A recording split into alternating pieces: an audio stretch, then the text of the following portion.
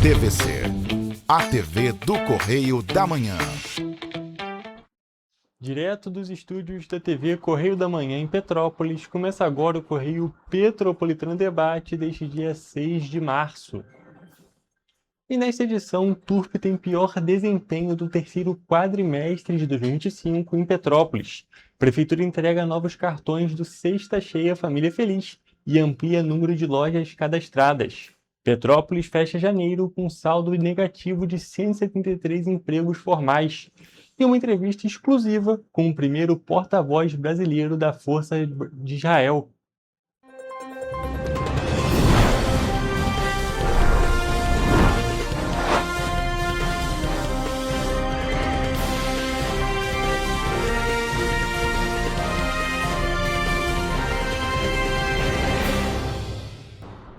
Olá, boa tarde para você que nos assiste. Eu sou o Peterson e começamos agora mais uma edição do Correio Petropolitano Debate nesta sexta-feira. Olha só, gente, nós iniciamos a nossa edição de hoje falando um pouco sobre transporte público de Petrópolis. Isso porque a empresa Turp Transportes apresentou o pior desempenho entre as concessionárias do transporte público petropolitano no terceiro quadrimestre de 2025.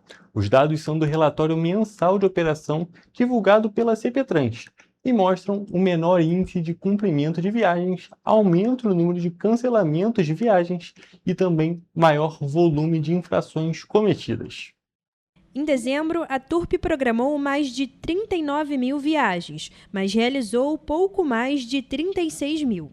O índice de cumprimento ficou em 92,83%, o mais baixo entre as empresas que operam na cidade. Ao todo, foram 2.832 viagens não realizadas. Além disso, foram registrados 171 veículos com falha mecânica em operação, número superior ao das demais concessionárias. No consolidado do mês, o transporte público de Petrópolis registrou mais de 112 mil viagens programadas em dezembro, mas só cumpriu 109 mil.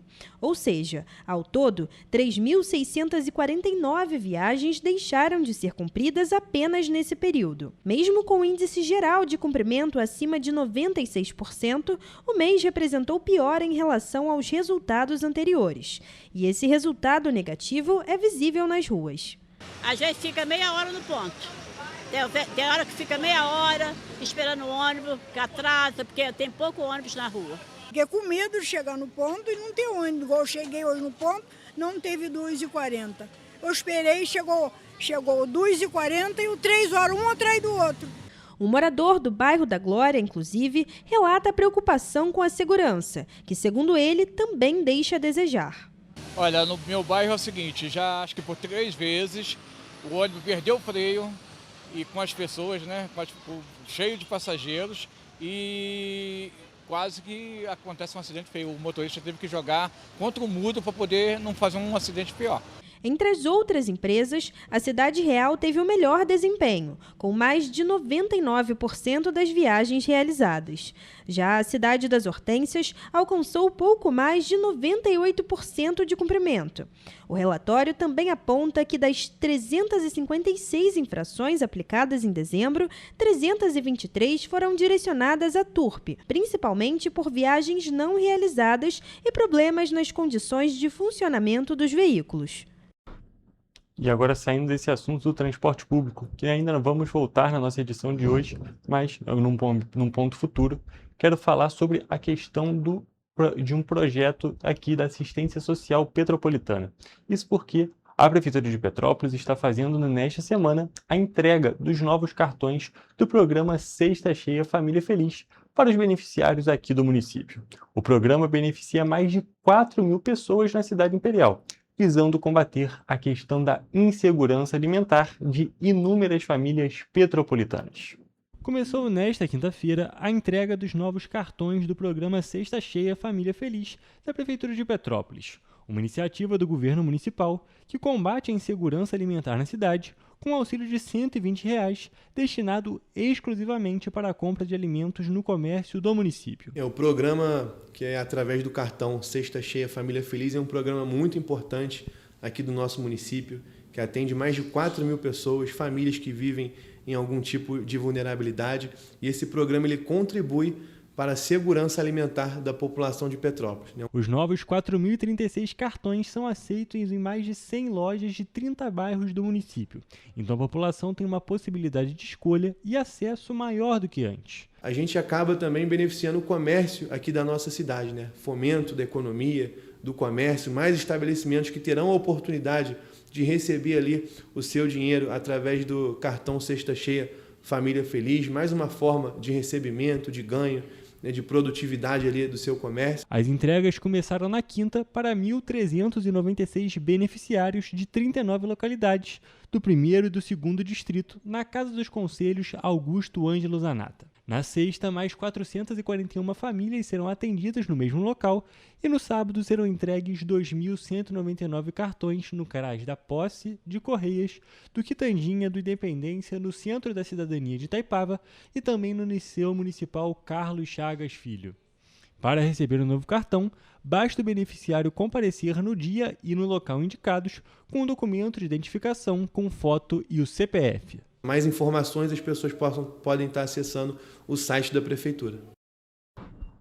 Olha só, gente, é muito importante destacar que essa matéria foi baseada na nossa entrevista da edição de ontem do Correio Petropolitano Debate. E caso você queira acompanhar esse bate-papo completo, que é claro tem mais informações justamente por conta da duração que acaba sendo maior, você pode acessar o nosso YouTube e o nosso Facebook, que inclusive está transmitindo ao vivo o nosso programa de hoje. Mas agora, mudando de assunto, mais uma vez nós vamos falar de saúde. Isso porque a Prefeitura promove neste sábado, dia 7, o Dia D contra a dengue em todo o município de Petrópolis. 26 unidades de saúde vão desenvolver ações de conscientização sobre a importância do combate aos focos do mosquito Aedes aegypti e também os agentes de combate às endemias realizarão visitas domiciliares durante todo o dia nos locais de maior incidência da doença. Vale destacar que esta será a primeira grande mobilização para esse ano de 2026 para o combate justamente do mosquito transmissor dessa doença. Nós vamos acompanhar agora um vídeo que foi publicado pela Prefeitura de Petrópolis sobre essa ação. Olha só.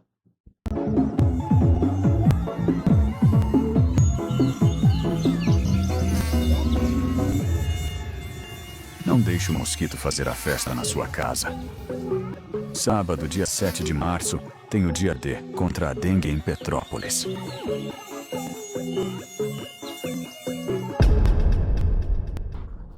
Inclusive falando de ações realizadas neste fim de semana, em celebração ao Dia Internacional da Mulher, que é comemorado no dia 8, no domingo, o GSH Banco de Sangue Santa Teresa lançou uma campanha especial para incentivar a doação de sangue.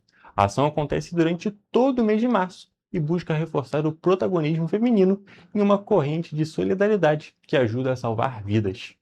Com o tema Mulher, Sua Força é Inspiração, Sua Doação é Salvação, a campanha convida mulheres a transformarem a generosidade em esperança para pacientes que dependem de transfusões diariamente. Durante o mês, as doadoras também vão concorrer ao sorteio de uma maleta de maquiagem. O resultado vai ser divulgado no dia 31 de março. Entre os dias 7 e 12 de março, as mulheres que realizarem a doação ainda recebem um chaveiro exclusivo, como forma de agradecimento pelo gesto solidário. Apesar de representarem mais da metade da população brasileira, as mulheres ainda são minoria entre os doadores regulares de sangue. A campanha também busca esclarecer dúvidas sobre a doação e reforça que o procedimento é seguro, rápido e essencial para o atendimento de emergências, cirurgias e tratamentos médicos. E a gente está com muitos pacientes precisando de sua ajuda, da sua doação. Funcionamos todos os dias, das 7 da manhã às 18 horas, na rua Dr. Paulo Hervé, número 1130, no Bingen. Venha doar sangue, venha salvar vidas.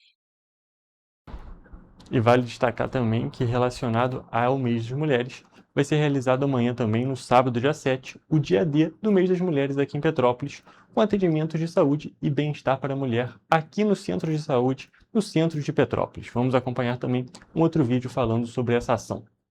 No dia 7 de março, vamos comemorar juntas o Dia da Mulher. Olá pessoal, tudo bem? Me chamo Eric, sou diretor aqui do Centro de Saúde e hoje eu estou aqui com a Tainá das áreas técnicas, com a Marina da Secretaria da Mulher e com a Thaís do IMPAS. E elas têm um recado muito importante para você, mulher. Não é, Thaís? É isso aí. Vem um sábado muito especial para você aqui no Centro de Saúde. Vai ter oficina da memória, oficina de artesanato e aula de zumba. E o melhor, com vários serviços gratuitos preparados com muito carinho para você, mulher. Também teremos consultas, exames e muito mais. É o momento para cuidar da saúde, da autoestima e do bem-estar. Vai ser um sábado pensado para valorizar cada mulher da nossa cidade. Chame sua amiga, sua mãe, sua vizinha e venha comemorar junto com a gente. Confira na legenda todos os serviços que teremos disponíveis de saúde e entretenimento e os horários. Esperamos vocês no dia 7 de março! E olha só, gente, agora trocando de assunto mais uma vez, nós vamos falar da questão de emprego. Isso porque a cidade de Petrópolis fechou o mês de janeiro de 2026 com um saldo negativo de 173 vagas. Vale destacar que esses dados são do Cadastro Geral de Empregados e Desempregados, o CAGED, que foi divulgado pelo Ministério do Trabalho e do Emprego. Olha só mais informações sobre essa situação aqui no município de Petrópolis. O CAGED foi criado como instrumento de acompanhamento e de fiscalização do processo de admissão e de dispensas de trabalhadores regidos pelas leis trabalhistas. E os dados mostram que Petrópolis registrou em janeiro de 2026 saldo negativo de 173 vagas de carteira assinada.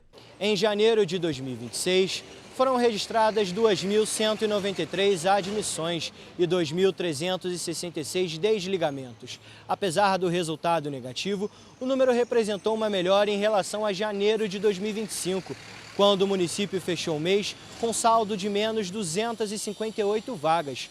O saldo do CAGED é calculado entre a diferença de admissões e desligamentos. O setor que mais impactou os números do município foi o do comércio, com saldo de menos 187 postos de trabalho. O movimento, segundo o governo federal, é explicado pela sazonalidade após as festas de fim de ano. O comércio contabilizou 643 contratações e 830 demissões em janeiro. Na agropecuária, foram 5 admissões e 8 desligamentos. No setor da construção, foram 171 contratações e 179 demissões. E o de serviços, foram 1.080 pessoas admitidas e 1.089 desligadas. A indústria foi o único setor que teve saldo positivo, com 294 contratações e 260 demissões. O saldo negativo em janeiro de 2026 reflete a dificuldade de encontrar oportunidades em Petrópolis, segundo o químico Isaac Cordeiro. Dentro de Petrópolis é uma coisa bem difícil. Dentro da área que eu exerço já é uma coisa bem difícil. Eu já encontro mais no Rio. Isaac ainda atribuiu a dificuldade em encontrar trabalhos à falta de incentivos governamentais. Não é nem por conta de falta de estudo mesmo, mas dentro desse caso também pode ser também, mas é mais por falta de políticas públicas mesmo. Para o bancário Matheus D'Angelo, existem oportunidades para todos, mas é preciso procurar e se preparar. No entanto, segundo ele, existem dificuldades, mas a internet é um facilitador. Tem oportunidades para todo mundo. Eu acho que o aprendizado da internet está a um clique de distância, então você correr atrás, tá aprendendo com um curso que você não tem oportunidade de fazer uma faculdade no momento, mas acho que um curso online você pode estar se preparando de outras formas e conseguindo emprego do mesmo jeito. O aposentado Antônio Cândido de Souza considera que ter um ensino superior ou um curso técnico pode facilitar a busca por empregos em Petrópolis. Eu acho que você tiver um estudozinho, você até consegue. Agora, se você não tiver, não adianta. Você não consegue. É dificuldade, né? E para finalizar o nosso primeiro bloco do programa de hoje, a Prefeitura de Petrópolis inicia uma nova ação voltada ao cuidado emocional dos profissionais da rede municipal de ensino. O projeto Círculo de Cuidado, organizado pelo Núcleo de Psicologia Escolar da Secretaria de Educação, cria um espaço permanente de escuta, reflexão e troca entre trabalhadores que atuam nas unidades escolares. Nós, inclusive, já estamos aqui ao vivo com a nossa repórter Evelyn Carvalhais, que vai trazer mais detalhes para a gente sobre esse novo artifício, esse novo programa aqui de apoio à Rede Municipal de Ensino de Petrópolis. Boa tarde, Evelyn, tudo bem? Conta mais para a gente sobre esse novo programa que vai atender os profissionais que atuam justamente nas instituições de ensino petropolitanas. Boa tarde, Hugo. Boa tarde a todos que estão nos acompanhando. Bom, o próximo encontro acontece na próxima semana. O primeiro encontro, na verdade, vai acontecer na Casa de Educação Visconde de Mauá e terá como tema respirar, pausar e recomeçar. A escolha da abordagem busca convidar os participantes a refletirem sobre o ritmo das atividades escolares e a importância de momentos de pausa durante a rotina de trabalho. Muito interessante, né? A proposta nasce a partir da compreensão de que o ambiente escolar reúne múltiplas responsabilidades e exige atenção constante dos professores, equipes técnicas, gestores e os demais profissionais. A rotina envolve processos pedagógicos, mediação de conflitos, construção de vínculos e acompanhamento de estudantes, o que demanda atenção também ao bem-estar de quem atua diariamente nas escolas. O projeto estabelece encontros mensais destinados a trabalhadores da rede municipal de ensino. Durante as reuniões, participantes vão poder compartilhar experiências, refletir sobre situações vividas no cotidiano escolar construir coletivos para enfrentar desafios presentes no ambiente educacional. A proposta amplia a atenção à saúde mental dentro da rede municipal e reforça o entendimento de que o cuidado institucional envolve escuta, diálogo e construção coletiva de caminhos para enfrentar desafios presentes na vida escolar. Muito interessante, né? Acho necessário porque é uma rotina delicada, como eu disse aqui, exige muita atenção e ter essa troca, esse cuidado, acredito que vai ajudar muito. Volto com você, Hugo. Perfeito, Evelyn. Muito obrigado pelas suas informações. Realmente é algo que tende a ser muito importante, gerar muitos benefícios para justamente os profissionais que atuam com as crianças, né? Atuam nas redes de ensino aqui de Petrópolis. É justamente mais um artifício para dar um apoio para essas pessoas que têm um trabalho tão sensível e tão importante dentro da nossa sociedade. Evelyn, muito obrigado pelas suas informações e também, é claro, pela sua participação em mais um Correio Petropolitano Debate. E, gente, com essas informações, nós encerramos o nosso primeiro bloco e vamos agora para um rápido intervalo.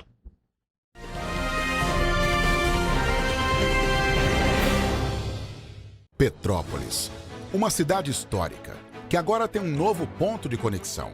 O Correio Petropolitano se renovou e leva o que de mais importante acontece na cidade, de maneira mais ágil e acessível. Acesse as notícias de Petrópolis de maneira rápida e prática, onde quer que você esteja. Fique por dentro dos acontecimentos da cidade, da política, da cultura e muito mais. Correio Petropolitano. A informação de qualidade a um clique de distância. Acesse www.correiopetropolitano.com.br. Antes não tinha alimentação adequada para quem mais precisa. Agora tem. O governo do estado criou o Café do Trabalhador, oferecendo mais de 17 mil kits de café da manhã todos os dias em 40 municípios. Mas e quando chega a hora do almoço? Flávia, são vários restaurantes do povo reabertos com serviço expandido por todo o Rio. Já foram servidos mais de 43 milhões de refeições. E aí, tá bom o almoço? Muito bom. E tem novas unidades em Queimados, Belfor Roxo e Nova Iguaçu, reforçando a presença na Baixada Fluminense. E tem muito mais, né, Gisele? Tem sim, Flávia. Antes, tinha muita gente sem alimentação adequada. E com o RJ Alimenta, o governo do estado distribui 8 mil quentinhas todos os dias de café da manhã, almoço e sopa em todas as unidades. O Rio tem um governo que trabalha muito. Primeiro ele faz, depois ele mostra. Como tem que ser, né?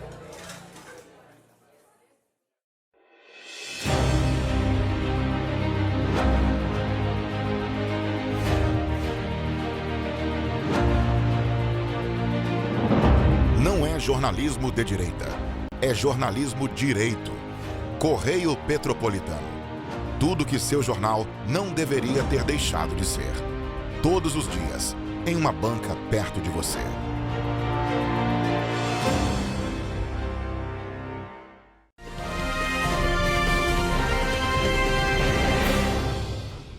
Estamos de volta e vamos para a nossa previsão do tempo.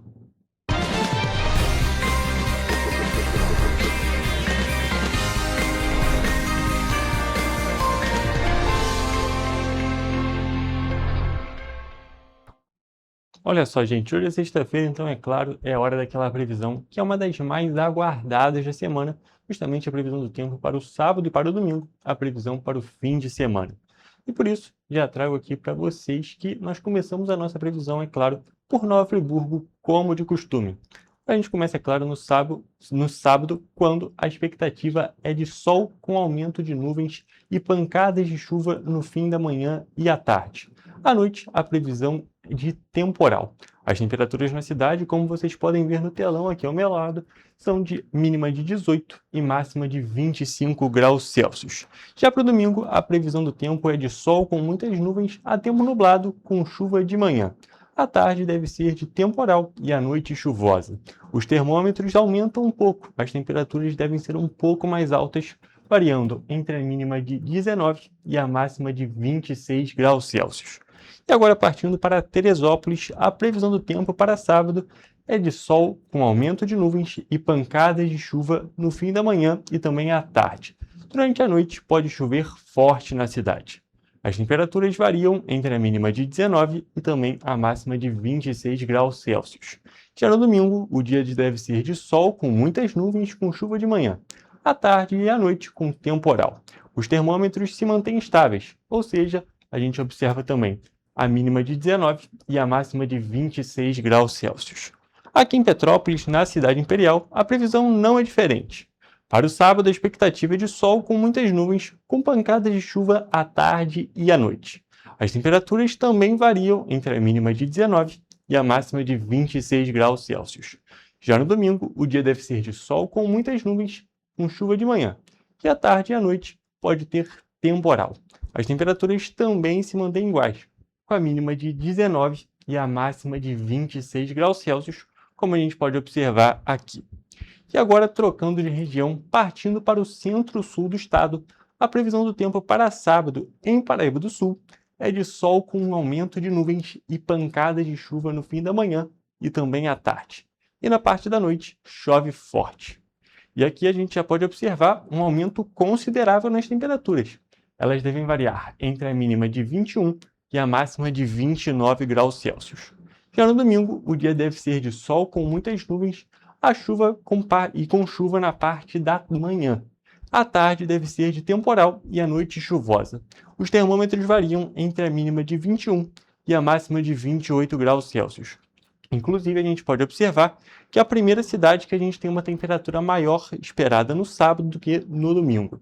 E para finalizar a nossa previsão do tempo, como de costume, em Três Rios o tempo não vai ser muito diferente, o fim de semana não vai ser muito diferente. A previsão do tempo para sábado é de aumento de sol com muitas nuvens e pancadas de chuva no fim da manhã e também à tarde. À noite pode ter temporal. Os termômetros variam entre a mínima de 22 e a máxima de 30 graus Celsius. Já no domingo, amanhã deve ser de sol com muitas nuvens, com chuva também.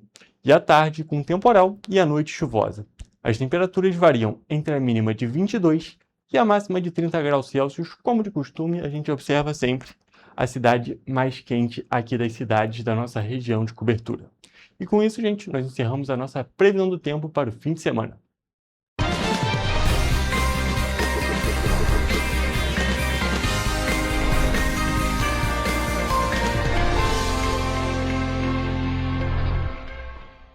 Olha só, gente, agora saindo aqui das cidades da nossa região de cobertura, indo para um tópico que atinge todo o país. Em janeiro de 2026, os preços para a indústria variaram 0,34% frente a dezembro de 2025, segundo resultado positivo consecutivo.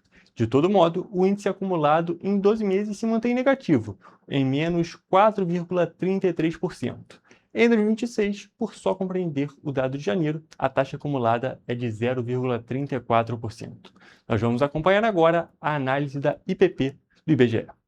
Em janeiro, o IPP apresentou uma variação de 0,34% em relação ao mês anterior, uma aceleração em relação a dezembro, que havia sido de 0,14%, e segundo o resultado positivo seguido nesse indicador após a série de 10 retrações consecutivas, entre fevereiro e novembro do ano passado. Dessa forma, mesmo com os últimos dois resultados sendo positivos, o indicador acumulado em 12 meses ainda permanece no campo negativo, com os preços da indústria em janeiro de 2026 estando em média 4,33% abaixo dos de janeiro de 2025. Analisando o indicador mensal, dos 24 setores pesquisados, 15 deles seguiram a média da indústria e apresentaram avanço de preços, ajudando a explicar o resultado geral do PP.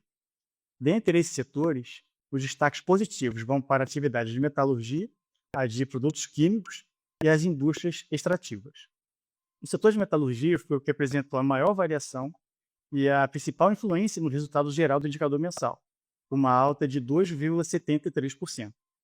E assim como ocorreu no mês passado, esse avanço está relacionado ao aumento dos preços dos minerais não ferrosos, com destaque para o ouro, que teve sua cotação impulsionada por aumento da demanda pelo ativo, e para o cobre, que, em escala global, está com déficits de oferta e baixo estoque. Olhando agora para o setor químico, que se destacou com um avanço de 1,70% no mês, a alta está relacionada principalmente aos maiores preços dos fertilizantes, impactados pelos maiores custos de aquisição de insumos importados, como os derivados de enxofre. A alta de 2,97% no grupo de produtos químicos inorgânicos ajuda a explicar o resultado setorial de janeiro. E as indústrias extrativas também se destacaram com resultado positivo, apresentando um aumento de 1,39% no mês. Essa variação foi puxada pela alta dos óleos brutos de petróleo, que tiveram sua oferta mundial reduzida neste início de ano, e também dos minérios de cobre. De modo geral, a trajetória dessas commodities permanece alinhada aos mercados internacionais. E, em contrapartida, o setor de refinos de petróleo e biocombustíveis se destacou com resultado negativo, apresentando um recuo de 0,66% em janeiro e ajudou a segurar o resultado geral do IPP. Essa queda foi puxada, no geral, pelos derivados de petróleo, ainda acompanhando a queda acumulada de petróleo bruto nos últimos meses, apesar de o óleo diesel, que é o produto de maior peso no setor, ter apresentado uma alta e segurando a retração da atividade. Nesse mês, o setor industrial de maior peso na pesquisa, o de alimentos, que representa cerca de 24% do IPP, não chegou a se destacar no indicador mensal, apresentando uma variação de menos 0,17%, sendo esse o nono resultado negativo seguido da atividade nessa comparação. Mas, com essa sequência, o setor se destacou como aquele que mais influenciou o indicador acumulado de 12 meses do IPP, apresentando uma retração acumulada de 9,84% no período. E os principais responsáveis por esse resultado acumulado foram os açúcares, cujo grupo econômico apresentou uma queda de 28,30% nos últimos 12 meses, acompanhando o recuo dos preços no mercado internacional, como consequência de uma oferta global abundante, e alta produtividade, que ainda foram impulsionados pela queda do dólar, que frente ao real foi de 11,3% nesse período. E para encerrar, olhando novamente para o indicador mensal, mas agora sob a ótica das grandes categorias econômicas, quem mais influenciou o resultado geral foram os bens intermediários, que avançaram 0,54% em janeiro. Os bens de consumo também contribuíram positivamente, uma variação de 0,26%, impulsionados tanto pelos bens de consumo duráveis quanto pelos semiduráveis e não duráveis. E, em sentido contrário, os bens de capital recuaram 0,70% e limitaram um pouco o resultado geral do IPP no mês. E com essa análise, nós encerramos a parte de notícias do nosso programa de hoje e vamos agora para mais um rápido intervalo. Mas fique por aqui para daqui a pouquinho acompanhar uma entrevista exclusiva realizada pela Rafaela Cordeiro, rosto conhecido aqui na TV Correio da Manhã, com o primeiro porta-voz brasileiro das Forças de Segurança de Israel, Rafael Rosenstein. Fique por aqui, uma entrevista exclusiva e, é claro, um assunto muito atual, levando em consideração tudo que a gente vem acompanhando no mundo. Fique por aqui, logo logo estaremos de volta.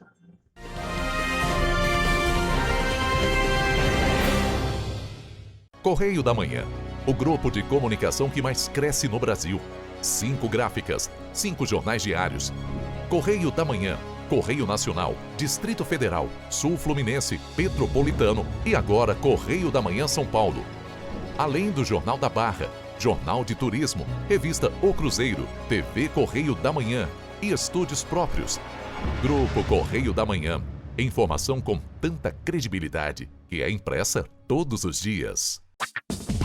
Enquanto você acha que alguma coisa deveria ser feita contra o racismo, a Alerj faz. As leis que você precisa, a Alerj faz.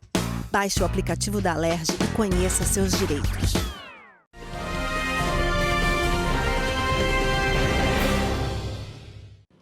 Olá a todos que nos assistem neste momento. Hoje o Grupo Correio da Manhã entrevista o primeiro porta-voz brasileiro da Força de Israel, Major Rafael Rosenstein. Major, muito obrigada por sua disponibilidade para conversar com a gente, principalmente nesse momento tão delicado, mas, claro, de grandíssima importância noticiosa. Major, antes da gente falar sobre o atual cenário no Oriente Médio, a gente gostaria de começar por uma história que nos conecta diretamente. O senhor tem uma ligação especial com Petrópolis. Em outros momentos, em outras entrevistas, o senhor falou que o seu avô, que é sobrevivente do Holocausto, deixou a Polônia em um momento que poucos países estavam aceitando receber judeus refugiados. E foi exatamente o Brasil, especialmente a cidade de Petrópolis, que acolheu o seu avô. E essa cidade de Petrópolis é onde está sediada hoje a nossa TV Correio da Manhã. E eu queria saber do senhor, que já, inclusive, declarou profunda gratidão por essa situação com o Brasil e a cidade de Petrópolis, o que essa história representa na sua trajetória pessoal e também na sua missão atual com Israel? Olha, antes de mais nada, eu agradeço muito o convite, é sempre um prazer estar falando diretamente com o povo brasileiro. Eu não sou o primeiro porta-voz das Forças de Defesa de Israel, mas eu sou o primeiro porta-voz em português das Forças de Defesa de Israel. É uma oportunidade que o povo brasileiro tem de poder receber as informações oficiais do Exército de Israel em português. Realmente, eu tenho uma gratidão enorme pelo povo brasileiro que recebeu meu avô depois dos horrores do Holocausto. Meu avô nasceu na Polônia e perdeu toda a sua família no Holocausto. Na verdade, ele conseguiu sobreviver junto com o irmão dele e o pai. O pai e o irmão vieram para Israel para lutar na Guerra da Independência. E meu avô, como ele era menor de idade, ele não podia lutar no exército de Israel naquela época. E ele pegou o primeiro navio em direção à América do Sul. Ele não tinha algum outro país que aceitou receber meu avô, e meu avô chegou no Brasil. Ele sabia que ele tinha parentes no Rio de Janeiro, na cidade de Petrópolis, e ele conseguiu fazer algum contato com a família dele, e a família dele recebeu ele em Petrópolis. Ele foi muito bem recebido, foi braços abertos pelo povo brasileiro, e eu tenho uma gratidão imensa por esse povo, não somente por eu ter nascido no Brasil, por eu ter sido criado e educado no Brasil, mas por saber que foi o povo que acolheu a minha família depois que passou pelos horrores da história desse último século. E o senhor se tornou, como o senhor falou, o primeiro porta-voz brasileiro das Forças de Defesa de Israel. Eu queria saber do senhor qual que é a importância de ocupar esse espaço e traduzir assim a realidade para a nossa língua, o português, não só para a população brasileira, mas também para aqueles outros países que também falam a nossa língua. Olha, a desinformação sobre o conflito aqui no Oriente Médio é muito grande. As narrativas enganosas são imensas. E isso aumenta o antissemitismo, isso faz com que muitas pessoas rejeitem Israel. E eu tento passar as informações para o povo brasileiro de uma forma clara, de uma forma bem objetiva, e fazendo isso em português, eu acho que no final o povo brasileiro, ele que entende realmente os fatos, que entende o que acontece aqui na região, no final das contas ele apoia Israel, porque o conflito aqui é muito simples. Ele é travado entre um país que patrocina diversos grupos terroristas, que deseja a destruição de Israel, que produz mísseis balísticos para atacar o Estado de Israel, que produz armamentos atômicos, que patrocina os grupos terroristas aqui na região com o intuito de eliminar o Estado de Israel do mapa. Por outro lado, tem um Estado, o único país democrático aqui do Oriente Médio, é o único país onde a população cristã cresce e pode fazer seus cultos religiosos com total liberdade, o único local onde tem liberdade de expressão, liberdade de expressar os sentimentos é aqui em Israel. Essa guerra, na verdade, é uma guerra de valores.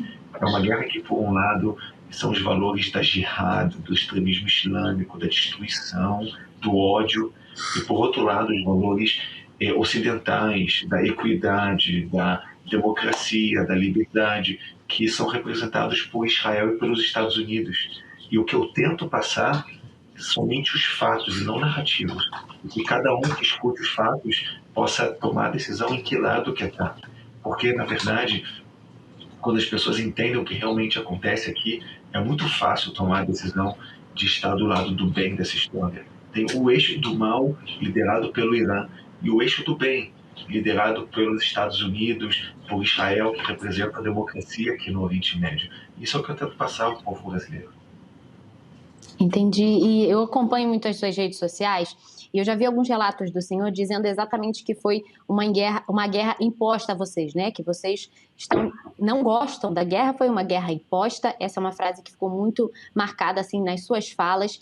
E eu queria que o senhor dissesse assim, como o senhor enxerga exatamente essa sua fala de agora sobre as fake news que a gente vive na era digital e como que elas, as fake news, podem atrapalhar diretamente a atuação da guerra hoje.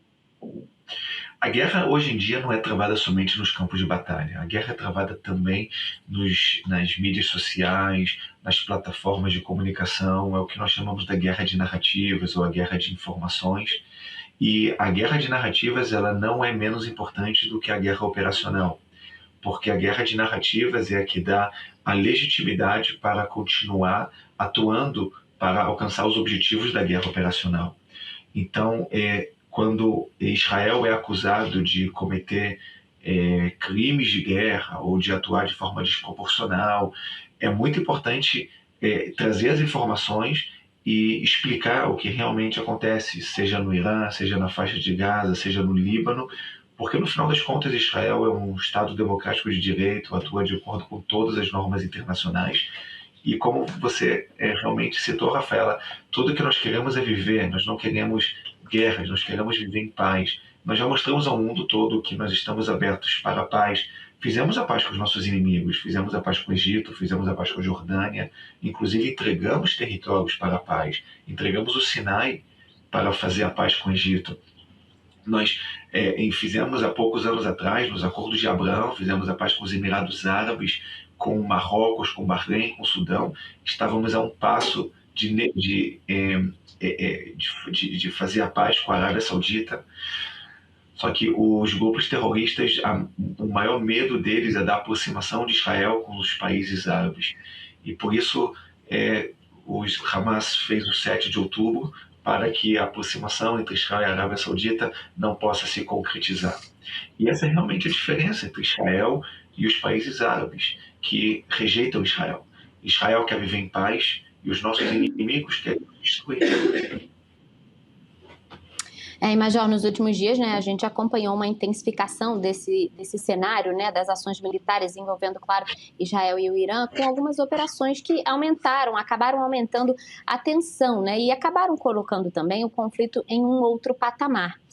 E aí agora, para a gente começar a analisar esse cenário atual, eu queria que o senhor dissesse como está a situação de Israel nesse momento. A gente que acompanha muito as notícias vê que a cada minuto o cenário muda mais um pouco. O país vive hoje uma nova fase do conflito? O senhor considera que hoje o país vive uma nova fase dessa guerra?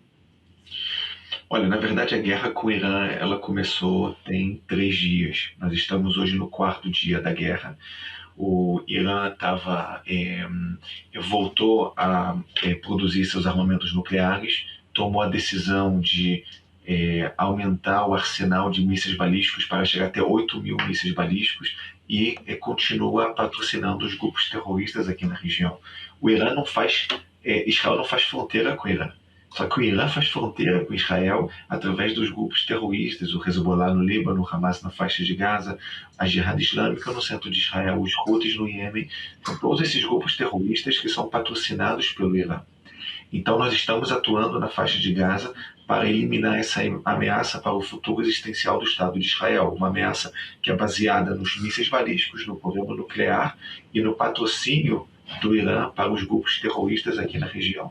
Nós não podemos permitir que o regime mais perigoso do mundo tenha as armas mais perigosas do mundo em suas mãos. Nenhum país soberano que apoia a sua população aceitaria uma situação como essa. E o Estado de Israel também não vai aceitar. Nós estávamos falando do meu avô. O meu avô sempre me dizia que o maior desafio do povo judeu no Holocausto é que não tinha um exército para defender o povo judeu. Hoje, nós finalmente temos um exército, temos um país para garantir que um novo Holocausto nunca mais vai existir, para garantir que todos que querem nos destruir não possam ter êxito em seus desejos. Perfeito. E dito isso, o senhor falou sobre a questão de Israel não fazer fronteira com o Irã, e a gente vem observando também que parte da comunidade internacional criticou muito, inclusive, a ação de Israel e dos Estados Unidos por temer que essa guerra houvesse um aumento de instabilidade no Oriente Médio e em outros países. E a gente vê que acaba que outros países realmente foram envolvidos na situação, e eu queria entender como o senhor responde a essas críticas, né, da comunidade internacional à ação que começou, né, no último fim de semana de Israel e Estados Unidos. Como o senhor responde a essas críticas? Veja, Rafaela, guerra não é bom para ninguém. Guerra não é bom para Israel, guerra não é bom para o Irã, guerra não é bom para o mundo. A guerra aumenta as tensões no mundo, a guerra aumenta os preços de combustível no mundo, a guerra causa um mal para o mundo todo. Então é lógico que todos que não dão nenhum valor para o futuro existencial de Israel, que não importa para eles a existência de Israel, que não importa para eles toda a bondade que Israel já fez com a humanidade, para essas pessoas que o Irã continue produzindo bombas atômicas, o Irã continue produzindo seus mísseis nucleares, seus mísseis balísticos, que o Irã continue patrocinando os grupos terroristas aqui na região, e que o Estado de Israel acabe, que o Estado de Israel deixe de existir no mapa, para que o combustível não aumente e as tensões no mundo não sejam maiores, e o Estado de Israel pode acabar. Mas quem entende que a existência de Israel tem uma importância, que entende toda a bondade que Israel já fez com a comunidade internacional, todos os remédios que foram produzidos em Israel, os tratamentos médicos que foram produzidos em Israel, as tecnologias que são israelenses, todos os prêmios Nobel que Israel já conquistou com todas as suas iniciativas. Então as pessoas vão entender que para que o futuro existencial de Israel seja real, Israel não pode permitir que o Irã continue com seus programas nucleares, com seus programas de mísseis balísticos e com o patrocínio de grupos terroristas aqui na região. É muito simples. Resumindo a minha resposta, quem dá valor para o futuro existencial do exército do Estado de Israel entende completamente as ações de Israel e dos Estados Unidos. Quem não dá valor para o futuro existencial de Israel, eu até entendo que queira que essa guerra não aconteça e que os preços do petróleo não aumentem no mundo todo. Exatamente, acaba atingindo, claro, economias do mundo inteiro, como o senhor falou. E, complementando a minha pergunta anterior, a retaliação iraniana já está em curso, né? E, claro, não se restringiu, como eu falei, apenas ao território israelense. Enfim, o senhor considera que hoje, nesse exato momento, nós estamos diante de uma escalada regional dessa guerra? Como o senhor avalia a segurança de Israel? Israel está preparado para receber essa retaliação do Irã?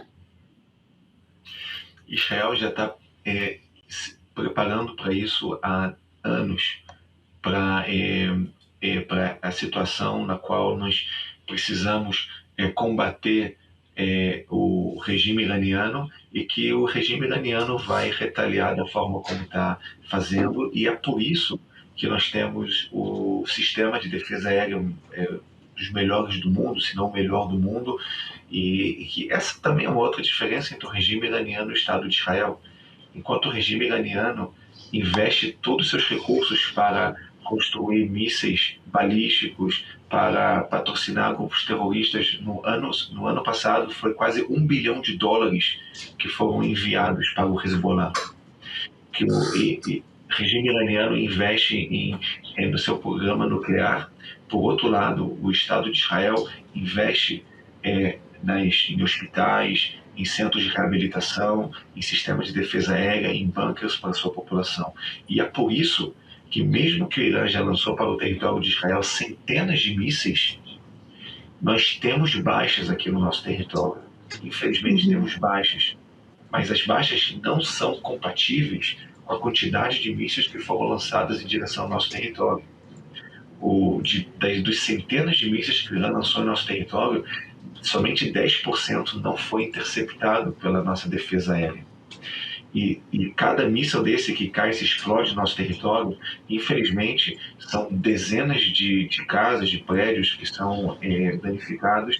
São pessoas que realmente pagam o preço desse ataque terrorista do regime iraniano. Enquanto nós atingimos somente alvos militares, o Irã visa atingir alvos civis, são prédios civis, são zonas residenciais que são atingidas pelo regime iraniano. Esses mísseis balísticos são mísseis precisos, cirúrgicos, e quando atingem zonas urbanas, é porque esse foi o objetivo, atingir zonas residenciais. Sim, com certeza.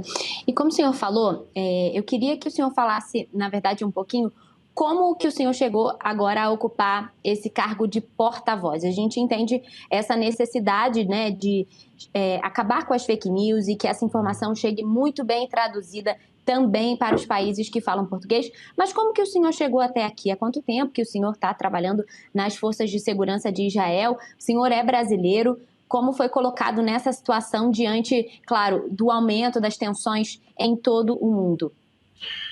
Olha, eu na verdade sou advogado. Eu atuei mais de 18 anos nas Forças de Defesa de Israel, fui advogado da Marinha, fui advogado do Comando Central, eu fui advogado, fui promotor militar, eu tive diversos cargos como advogado do Exército de Israel e quando começou a guerra no 7 de outubro, depois do ataque cruel do Hamas, em 2023, o exército israelense entendeu que tem uma necessidade de ter um porta-voz que fala português. Porque o povo brasileiro, em sua grande maioria, não entende inglês, não entende outros idiomas. E, por outro lado, é um povo que se interessa muito pelo que acontece aqui na região e as narrativas enganosas, as fake news, a desinformação no Brasil é imensa. Então, para poder trazer as informações de uma forma real, de uma forma oficial para o povo brasileiro, de uma forma direta, surgiu a necessidade de ter um porta-voz que fala português. Eu fui convocado para essa missão, logicamente eu aceitei. E vou falar uma coisa para vocês. As pessoas costumam pensar que o meu trabalho é um trabalho muito difícil. De todos os cargos que eu tive no Exército, esse foi o mais fácil. Porque é tão fácil explicar a situação aqui em Israel, é tão fácil explicar que essa guerra é uma guerra de valores, que o que está de um lado é quem quer nos destruir, quem quer apagar Israel do mapa, por outro lado é um Estado democrático, um Estado que respeita as normas internacionais, é um Estado que quer viver em paz. Os fatos estão todos aqui, não tem nenhuma narrativa que não tenha uma boa resposta, até porque o Estado de Israel, diferente dos nossos inimigos, nós não temos nenhum receio de dizer que erramos quando erramos, nós não temos nenhum receio de dizer de que quando somos acusados que nós vamos verificar as acusações. A única coisa que me falta, e esse é meu único desafio, na verdade eu tive 2 desafios.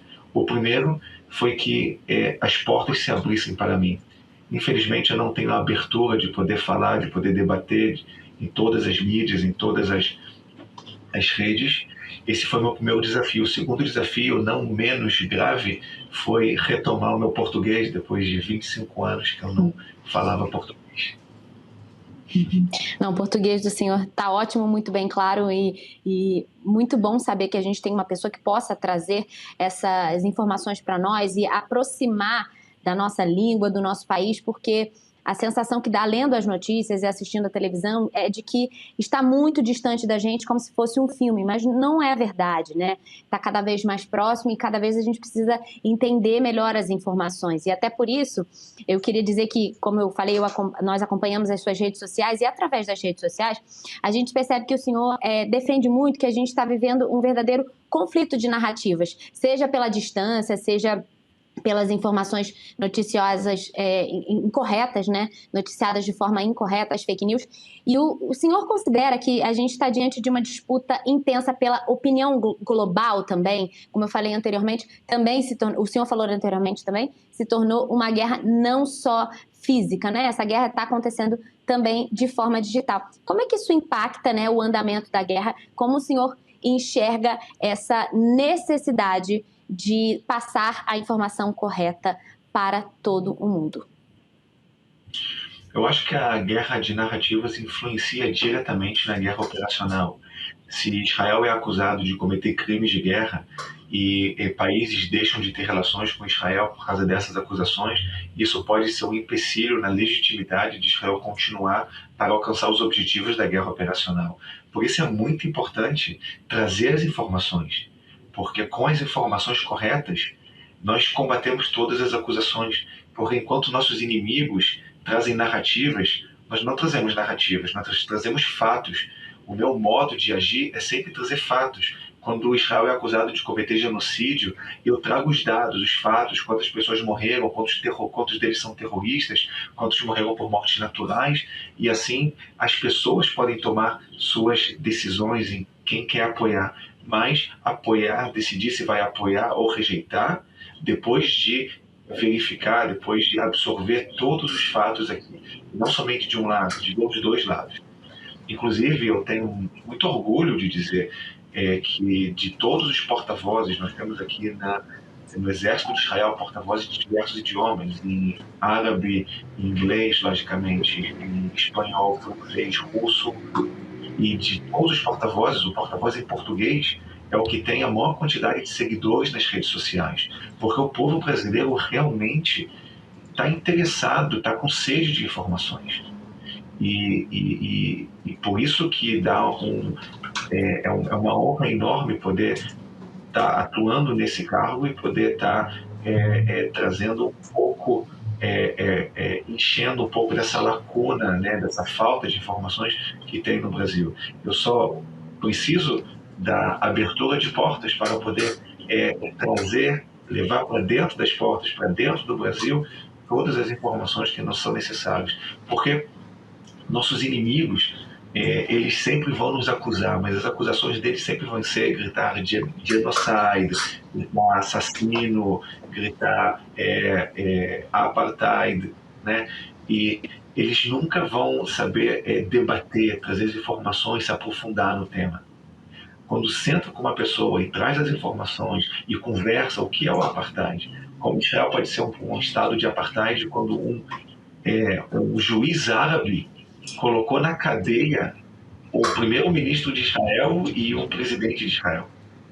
Como pode ser um estado de apartheid quando 4 jogadores da seleção de Israel são árabes? Quando é uma das maiores jornalistas de Israel árabe? Quando centenas de soldados israelenses ingressam no exército de Israel, todos são árabes? Como pode ser, na verdade, Israel é o único país do Oriente Médio onde tem total liberdade de expressão, liberdade de culto, liberdade de pensamento.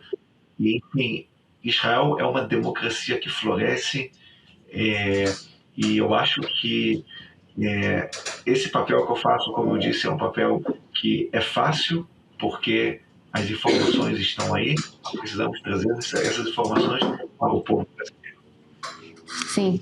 Major Rafael, para a gente encerrar a nossa entrevista, eu gostaria que o senhor deixasse um recado com as expectativas, né, de Israel para os próximos dias, para os próximos meses, o que vocês esperam, né, dessa guerra. Claro, sabemos que, mais uma vez, foi uma guerra que o senhor disse várias vezes que foi imposta a vocês.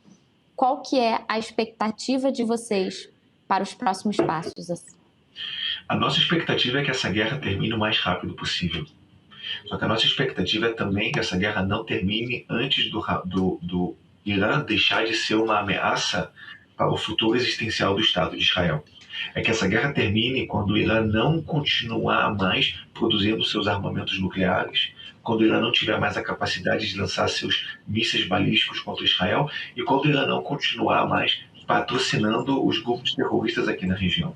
Quando isso acontecer e essa guerra terminar, não somente Israel será o país mais seguro, mas o mundo será um mundo muito mais seguro. Com certeza. Major, muitíssimo obrigada pela sua entrevista. Eu desejo que o senhor, sua família e todo Israel esteja em segurança nesse momento. Mais uma vez, muito obrigada pela disponibilidade num momento tão delicado e pode ter certeza que o espaço estará aberto para outras entrevistas e quando o senhor achar necessário continuar pontuando as informações diretamente para o povo brasileiro e também para os outros países que falam português. Eu que agradeço. Muito obrigado. Muito obrigada.